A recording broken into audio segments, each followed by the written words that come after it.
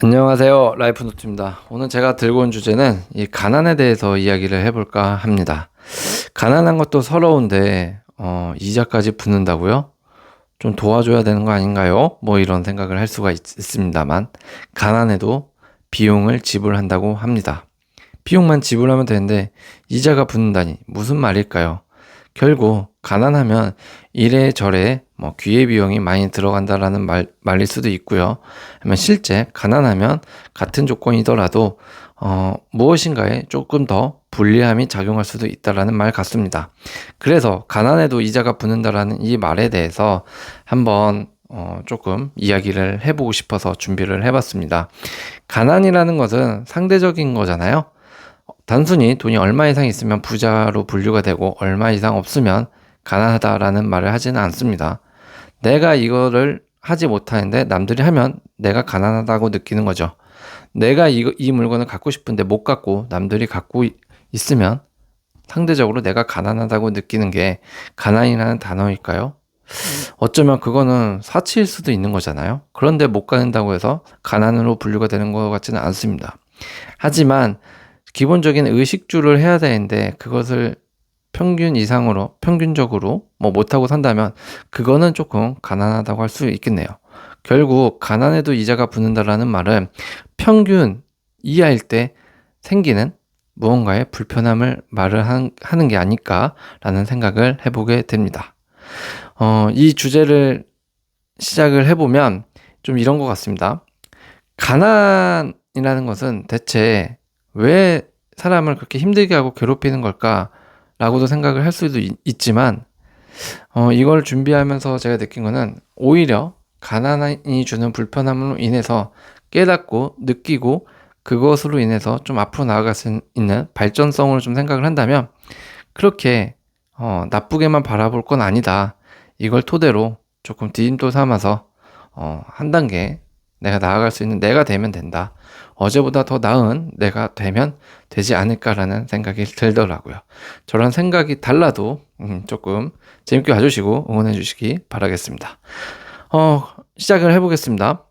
가난에는 비용을 똑같이 지불해야 합니다. 우리는 보통 돈이 없으면 그냥 안 쓰면 된다라는 단순한 생각만 할 수가 있는데요. 그렇지가 않죠. 현실은 그리 단순하지가 않은 것 같습니다. 가난하다는 이유만으로 더 많은 돈을 지불하고 더 많은 리스크를 감당해야 하는 세상이 되어버린 거죠. 이것이 바로 가난해도 이자가 붙는다라는 표현 같습니다. 이제는 가난한 게 단순히 개인적인 능력적 한계로만 바라보면 안 되겠죠. 개인의 문제로만 바라볼 게 아니라 사회적 문제가 되어가는 그 이유와 구조를 알고 조치를 취해야 되는 거 아닐까, 조치를 취해야 하는 시대가 온 게 아닐까라는 생각을 하게 됩니다. 가난한 사람일수록 더 비싸게 산다라는 말이 있습니다. 어떤 의미일까요? 첫 번째, 은행에 고금리 대출이 있을 겁니다. 신용이 낮으면 일단 이자율이 오릅니다.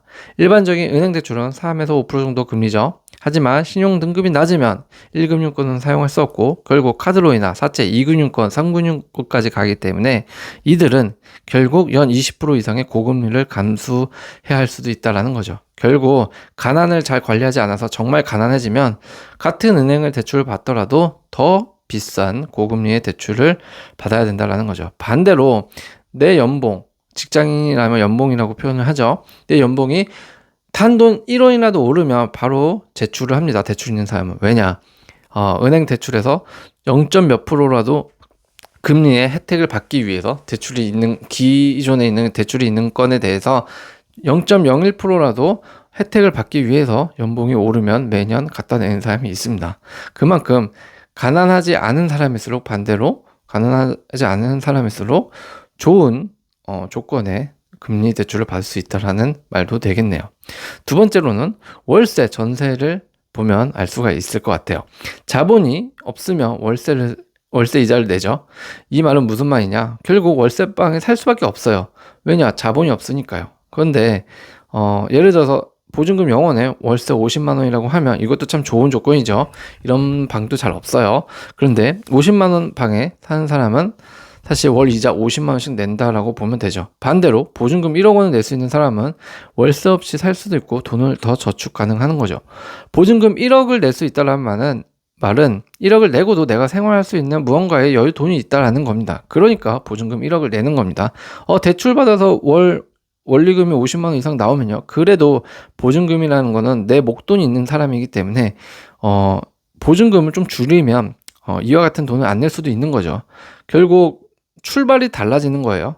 그러면 출발이 다르면 돈의 저축 가능 여부가 달라진다는 겁니다. 그러니까 돈이 있으면 비용이 줄어들고 없으면 비용이 늘어나는 구조가 대표적으로 의식주, 집에 있어서 월세, 전세 차이가 될 수가 있을 것 같아요. 세 번째로는 소량 구매라는 부분이 있죠. 마트에서 예를 들어서 1kg짜리 쌀을 사면 3,000원인데 편의점에서는 200g짜리 쌀이 1,000원이다. 이게 무슨 말이냐? 사실 낮게 구매를 해야만 하는 사람은 더 높은 단가를 지불할 수밖에 없다라는 그냥 이론과 원리입니다. 이 사람들도 마트 가서 1kg짜리 사면 되죠. 그게 무슨 상관인가요? 충분히 살 수 있습니다. 물론 맞습니다. 틀린 말은 아니죠. 그런데 가난한 사람일수록 더 비싸게 산다라는 말은 정말 하루가 10만 원이 20만 원이 때로는 돈 100만 원으로 한 달 버티고 살아가는 사람은 이런 쌀 몇 그램짜리 1,000원, 2,000원에도 굉장히 아껴야 하는 상황이 올 수가 있기 때문에 그들은 사실 낮게 구매를 해야 하는 그런 물건들이 더 많습니다. 실제로. 마트에서 1kg짜리 쌀만 해결하면 될까요? 아니죠. 치약, 칫솔부터 해서 씻는 거, 그리고 학용품부터 해서 수건부터 해서 로션부터 해서 그럼 마트 가서 다 살 수 있을까요? 그걸 다 모으면 결국 무수히 금액이 늘어납니다. 하지만 이들은 그걸 할 수 없기 때문에 그때그때 필요한 돈에서 그때그때 필요한 물건을 사게 되는 거죠. 결국 이들의 경제 구조가 짜여진 경제 구조는 낮게 구매를 해야 할 수밖에 없는 상황이기 때문에 이와 같은 상황이 주어질 것이다 라는 거라고 생각을 하면 될 것 같습니다. 그리고 가난은 시간에도 이자가 붙는다라는 말이 있습니다. 무슨 말이냐? 가난한 사람에게는 시간이 없죠. 왜냐? 생계 유지를 위한 장시간 노동을 해야 되고요. 낮은 임금에도 불구하고 계속 일을 해야 합니다. 왜냐하면 이거라도 받아야지 나의 생계를 유지할 수 있을 테니까요. 출퇴근에 걸리는 시간이 멀어도 그냥 다녀야 합니다. 왜냐하면 나는 지금 여기에서 잘리거나 나가면 그 빈틈, 그러니까 공백 기간 동안 돈을 안 버는 공백 기간 동안 먹고 살 수 있는 게 없을 수 있다라는 거죠. 그런 논리로 치면 단순한 피곤함을 넘어서 삶의 기회를 갉아먹는 구조로 작동이 한다라는 거예요. 결국 이들은 시간이 없습니다. 무슨 시간이 없냐? 병원 갈 시간도 없고요. 아이 돌봄, 교육 기회 상실도 없다라는 겁니다. 아파도 병원을 제때 못 가죠. 정말 시간이 금이고 돈인 사람들은요. 쉬는 시간이 수익 감소로 직결되는 직업으로 하고 있는 사람들이라면 더 힘듭니다. 결국 작은 병이 큰 병으로 번지고 치료비는 더 커지게 되죠. 이 또한 시간의 이자라고 표현을 하는 겁니다. 예를 들어서 조그만 암이 발견이 됐는데 조기에 치료하면 금방 수술만 하고 끝날 것을 항암까지 하게 되면 그 치료비가 더 커지게 될 수가 있는 거죠. 염증 하나로 약 먹으면 끝나는 것을 더 큰 병을 키워서 자꾸 몸의 다른 부위까지 이상이 오게 하면 수술 비용과 또 그에 대한 병원 갈 시간을 또 할애해야 되고 비용도 계속적으로 들고 약값도 들고요. 더 치료비가 커지게 된다라는 거죠. 결국 우리는 가난한 사람들은 시간이 없다, 병원에 갈 시간도 없다라는 것을 알고 오히려 우리 주변에 그런 사람들이 있다면 조금은 배려를 해줄 수 있는 사람이 되어야 되지 않을까라는 생각을 하게 됩니다. 두 번째로는 시간이 없는 가장이라면 아이 돌봄과 교육 기회가 상실되는 건 분명할 겁니다. 하루 10시간씩 일하는 부모님이 있습니다. 아이와 보내는 시간이 절대적으로 부족하겠죠. 근데 이는 정서 발달, 교육 기회 격차로 이어지기도 하고요. 아이의 미래에도 부정적인 영향을 줄 수도 있다고 합니다. 이거는 사실 조금 상대적인 것 같아요. 아이 돌봄과 교육 기회 상실은 무엇이냐면, 그러니까 결국 이 말은 가난하면 병원 갈 시간조차도 없을 만큼 장시간 노동에 낮은 임금에 출퇴근 멀어도 일을 해야 하다 보니까 아이와 보낼 시간이 없다. 고로 아이를 자주 못 보게 되면 아이의 정서적 발달을 지원할 수 없고 또 아이와 보내는 시간이 부족하기 때문에 내가 가르칠 수 있는 교육 기회에도 격차가 벌어질 것이다 라는 말인데, 사실 돈을 잘 버는 사람들은 바쁩니다. 또 반대로 그것도 똑같이 아이 돌봄과 교육 기회를 상실하는 것도 어떻게 보면 이제 동일한 것 같아요. 그런데 이제 가난한 사람이 아이 돌봄과 교육 기회 상실을 하는 것과 이 시간을 상실하는 것과 부자인 사람은 이 시간을 조절할 수 있다라는 겁니다. 돈이 많은 사람들, 내가 사장인 사람들은 바빠서 아이 돌볼 시간이 없고 교육을 해줄 수 있는 시간이 없지만 언제든지 이들은 시간을 자기가 낼 수 있다라는 그런 차이가 있다라는 거죠. 하지만 장시간 노동, 낮은 임금에도 먼 거리를 이제 직장을 다녀야 하는 사람들, 아니면 가난한 사람들, 되게 정말 최전선에 밀려서 어쩔 수 없이 단순하고 피곤한 일을 넘어서서 계속적으로 힘든 노동을 해야 하는 사람들은 하기 싫어도, 시간을 내기 싫어도 해야 되는 거죠. 어쩔 수 없는 기회의 차이가 있다. 시간에 할애할 수 있는 차이가 있다. 이렇게 보면 되지 않을까 싶습니다. 가난은 법 앞에서도 평등하지 않다고 느낄 수 있습니다. 법은 누구에게나 평등해야 한다지만 현실법은 빈곤층에게 더 무겁게 작용할 수도 있는 것 같습니다. 같은 벌금이더라도 다른 무게를 느낄 겁니다. 벌금 5만 원, 어떤 사람에겐 하루 식비이기도 합니다. 누군가에겐 커피 한 잔 값일 수도 있습니다. 같은 금액의 벌금이 누군가에겐 생활을 무너뜨리는 징벌이 될 수 있을 것입니다. 그래서 핀란드와 독일은 이런 문제를 해결하기 위해서 소득 비례해서 벌금제를 시행하고 있다고도 합니다. 사실 이런 부분은 좀 우리나라에도 좀 적극적으로 도입이 되었으면 좋겠습니다. 이런 사람이 정말 있나요? 라고 하는데 정말 많습니다. 우리 이제 대한민국에서, 한국에서 방송된 다큐 같은 거, 동행이나 소나무 같이 이렇게 어려운 빈곤층에 있는 사람들, 정말 힘든 사람들 취재한 걸 보면 거기에서만 봐도 알 수 있어요. 정말 하루 벌어서, 자녀는 2명, 3명씩 있는데 하루 벌어서, 전단지 벌어서 뭐 10,000원, 20,000원씩 모아서 사는 사람이 있습니다. 뭐 하루에 50,000원, 60,000원 벌어와서 아기 분유값 되는 사람들이 있습니다. 그게 가능하냐고요? 정말 그렇게 살고 있는 사람들이 굉장히 많다. 정말 빈곤층이 많기 때문에 만약에 이들이 어쨌든 간에 돈을 벌다 보면, 그리고 빨리 출근을 하다 보면 법을 어겨서 벌금이 날라오게 되는 경우도 분명히 있을 수 있습니다. 그러면 이들에게는 하루 5만 원 벌어서 분유값 되는 사람한테 벌금 5만 원을 내라고 한다면 어떻게 보면 그거는 가혹할 수도 있지 않을까요? 이런 사람들은 사회적으로도 조금은 배려를 해야 하는 어떤 구간 적용, 벌금의 구간이 있어서 거기에 맞게 적용을 해서 벌금을 내도록 하는 제도로 바뀌어야 되지 않을까라는 생각을 저는 해봅니다. 가난은 시간과 교통비용도 더 지불한다라는 말도 있다고 하네요. 이게 무슨 말이냐? 도시 외곽 저렴한 지역에 살기 때문에 출퇴근 시간이 일단 기본적으로 길어집니다. 그러니까 교통비도 더 들 수밖에 없겠죠.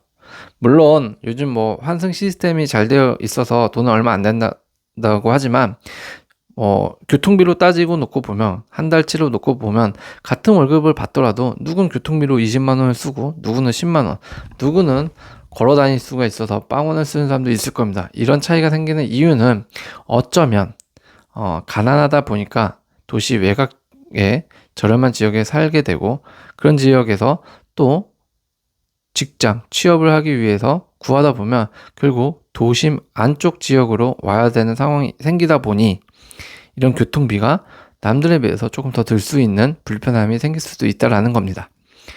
자가용이 없으니 장을 보기 위해서 버스 2번 갈아타야 될 수도 있습니다. 그리고 그 무거운 짐을 들고 오기도 하죠.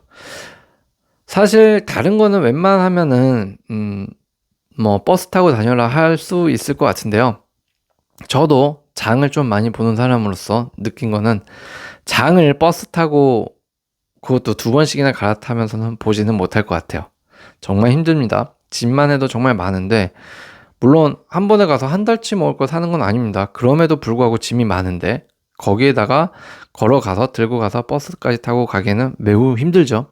그런데 어떡하겠습니까? 가난한 사람이라면, 차가 없는 사람이라면 뭐 중고차 몇백만 원이면 사는데요, 그 몇백도 없는 사람이라면 자가용이 없겠죠. 그런 사람은 어쩔 수 없이 자녀의 먹을 것을 위해서라도 슈퍼마켓이나 무엇인가 들려서 장을 봐와야 될 겁니다. 그러다 보면 사실 잠이 들어서 또 내려야 할 곳을 놓치기도 하죠. 그러면 또 집에 가려면 다시 이중으로 그 돈을 주고 돌아가야 하는 이중의 교통비도 더 지불할 수 있다라는 거죠. 시간과 체력도 함께 소모됩니다. 이렇게 하다 보면 남들과 동일한 노동 시간을 투여해도 나는 돌아오는 시간, 가는 시간이 너무 많다 보니까 에너지 고갈되는 정도 차이도 발생할 수가 있습니다. 때문에 그 다음이라는 게 인생에 없어지는 거죠. 남들은 갔다 와서 워라밸이라고 해서 운동도 하고 열심히 자격증 공부도 하고 영어 공부도 하면서 자기 개발을 하지만, 가난한 사람은 이 또한 어떻게 보면 사치라고 느낄 정도로 매우 힘들 수도 있다라는 거죠. 물론 다 그렇다는 건 아닙니다. 외곽에 사는 사람이 다 뭐 가난하다라고 일반화하는 게 아닙니다. 외곽에 살 수 있는 확률이 가난하면 더 높아지기 때문에 그에 따른 기회비용과 시간비용, 교통비용을 지불한다라고 말씀을 드리는 겁니다. 건강도 기회도 희망도 더 빨리 다닌다라는 말도 있습니다. 저는 이 말에 굉장히 공감을 하는데요. 가난한 사람일수록 건강 상태가 더 나쁜 건 맞는 것 같아요. 일단 먹는 것 자체가 좀 부유한 사람들하고는 많이 다릅니다. 끼니를 대충 때우는 사람도 있고요, 안 먹는 사람도 있고요, 불량식품을 많이 먹는 사람도 있습니다. 라면, 김밥, 라면 특히 많이 먹죠.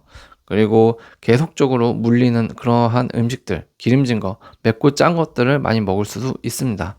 모든 직장인이 다 그런 건 아니지만, 직장인들은 그래도 좀 잘 먹는 거죠. 근데 아까 말씀드렸던 제대로 된 직장을 다니지 못하는 그 밑에 빈곤층을 얘기를 하는 거죠.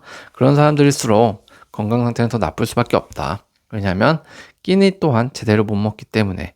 영양도 불균형되어 있는데 거기에 이제 일적인 스트레스도 받을 겁니다. 인격 모독도 당하는데 참고 다닐 수가 있겠죠. 스트레스도 받고 운동은 더할 것 없이 부족할까요? 그래도 많이 걷는 것도 운동이 된다라고 하는데요. 라는 말도 있는데, 운동을 위한 운동과 정말 생계를 위해서 다니는 걸음의 운동은 조금 다를 겁니다. 주거 환경, 모든 요소가 건강에 부정 영향을 미친다라는 거죠. 패스트푸드 위주 식사나 끼니를 걸을 거고요. 운동시설 접근 어렵죠. 당연히 못합니다. 헬스장 사치입니다. 스트레스로 인한 고혈압, 당뇨, 우울증이 오기 시작하죠. 가난은 건강까지 갉아먹고요. 다시 노동력과 수입 저하로 이어져서 계속 악순환을 반복하는 거죠. 결국 내 삶에도 희망은 없다라는 생각이 들면서 이제 우울해지고, 그러다 보면 정말 안 좋은 선택까지 가게 되는 경우가 있습니다. 그렇기 때문에 가난은 무조건 나쁘다라는 걸 알지만, 이러한 디테일한 부분까지 따지고 보면 정말 가난은 스스로를 위해서라도 돈을 모아서 어떻게든 벗어나야 되는 것 중에 하나는 맞는 것 같습니다. 돈을 막 쓰면 안 됩니다, 여러분. 이래서 가난은 대물림 되는 게 가장 큰 문제겠죠. 그런데 더 큰 문제는 벗어나기가 힘들다라는 거죠. 대물림 되고 자녀는 벗어날 수가 없습니다. 가난이 무서운 이유, 개인의 노력이 아니죠. 구조적 한계로 요즘은 작동을 한다라는 거예요. 첫 번째가 교육기회 불균형. 서울 강남과 비강남의 사교육 투자 금액 차이가 최대 3배 이상이 된다고 합니다. 그러니까 강남의 아닌 쪽 지역의 사교육 투자 금액이 1,000만 원이라고 치면 1년에, 강남 같은 경우에는 1년에 3천만 원이 든다는 거죠. 그냥 예를 든 겁니다. 정말 3천만 원이 드는 게 아니고 그 이상이 더 들겠죠. 그만큼 3배 이상 차이가 난다는 것은 교육기회 불균형 맞습니다. 이게 맞죠. 똑같이 배우고 똑같은 선생님한테 배운다면 더 나을 수도 있는 사람도 분명히 있는데, 가정 환경의 차이로 인해서 이런 제대로 된 기회를 제공을 못 받는다면 그것도 굉장히 안타까운 거죠. 이래서 가난이 대물림 된다라고 생각할 수 있는 거죠. 그리고 이것들은 대학 진학률과 취업률로 이어지고요. 초봉도 영향을 미치겠죠. 모든 지표에서 이런 교육기회 불균형이 그대로 나타나게 되는 거죠. 소득 상위층 자녀가 우세하게 출발을 하는 건 맞습니다. 100%는 아니지만요. 두 번째로는 자산의 상속과 증여, 어쩔 수 없는 대물림이죠. 국세청 자료에 의하면 30대 자산가의 70% 이상이 부모에게서 자산을 증여받았다고 합니다. 그러니까 돈 있는 사람은 30대에 돈 좀 있다라는 사람은 70% 이상이 자산을 증여받았다는 거죠. 출발선상이 다릅니다. 부의 축적은 이제 노력이 아닙니다. 출발선입니다. 아닌데요. 저는 개가천선에서 이렇게 지금 100억을 모았는데요. 일반화하는 건 아니지만 그게 모든 것이 될 수는 없지만 대개는 그렇다라는 거죠. 출발선이 앞에서부터 시작하면 당연히 이길 확률은 더 10%, 20%, 30% 점점 높아지는 건 사실입니다.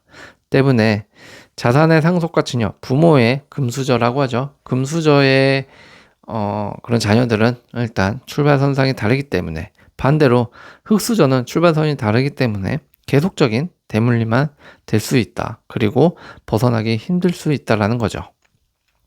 가난한 이자를 그러면 끊어내버릴 수는 없을까요? 생각을 해보면 단순한 원인을 하나 찾아서 그걸 해결해버린다고 문제들을 해결할 수는 없겠죠. 하지만 어느 정도 노력을 한다면 완화와 변화는 가능하다고 생각이 됩니다.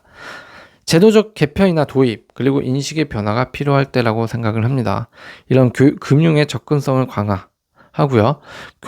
교통과 주거 인프라를 개선해 주시고요. 그리고 공공의료, 교육 기회를 좀 확대해주고, 저임금 구조 문제도 좀 해결해주고, 가난한 사람들은 절대 게으르거나 능력이 안 되어서 그런 게 아니라는 사회적 인식도 변화한다면, 가난에도 가난세라고 하죠. 가난세를 조금은 줄일 수 있지 않을까라는 생각을 해보게 됩니다. 오늘의 간단 정리를 하자면요. 가난은 극복하는 게 아니라 단지 견딜 수 있는 기술을 익히는 것뿐이다 라는 그런 책의 문구를 본 적이 있습니다. 가난은 단기간 전략이나 절제만으로 벗어날 수 있는 것이 아닙니다. 필요한 것은 사회적 제도와 인식 변화이죠. 휴식 없는 노동, 육체적 고통, 사회적 고립 속에서 안 살아본 사람들은 절대 모를 겁니다. 그런데 가난을 너무 일방적으로 열심히 안 살아서 아니면 게을러서 라는 기준의 잣대로 삶을 판단하는 시대가 된 것 같아서 좀 안타까운데요. 가난을 혐오하는 것이 아니라 가난을 둘러싼 구조를 질문하는 사회가 될 필요가 있다고 생각이 듭니다. 누구도 태어날 때부터 벌을 받아서는 안 되잖아요. 가난은 죄가 아닙니다. 극복할 수 있습니다. 그렇다고 너무 자책하지 마십시오. 현재 가난한 게 과연 나만의 잘못이라고 생각하는 사람이 있다라면 지금부터는 그런 생각을 제발 하지 말았으면 좋겠습니다. 오늘도 시청해 주셔서 감사합니다.